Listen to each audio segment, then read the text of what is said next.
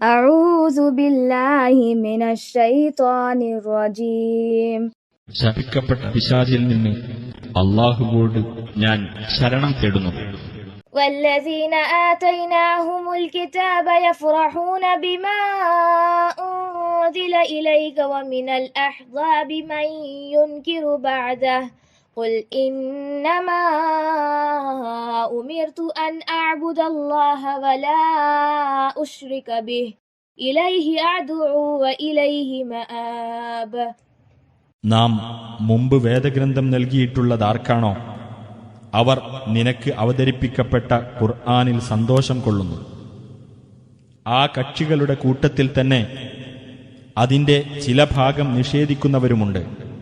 പറയുക, അല്ലാഹുവെ ഞാൻ ആരാധിക്കണമെന്നും അവനോട് ഞാൻ പങ്കുചേർക്കരുത് എന്നും മാത്രമാണ് ഞാൻ കൽപ്പിക്കപ്പെട്ടിട്ടുള്ളത്.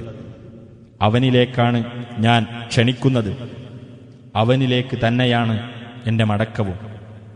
وكذلك أنزلناه حكما عربيا ولئن اتبعت أهواءهم بعدما جاءك من العلم ما لك من الله من ولي ولا واق. അപ്രകാരം ഈ ഖുർആനിനെ അറബി ഭാഷയിലുള്ള ഒരു ന്യായപ്രമാണമായി നാം അവതരിപ്പിച്ചിരിക്കുന്നു.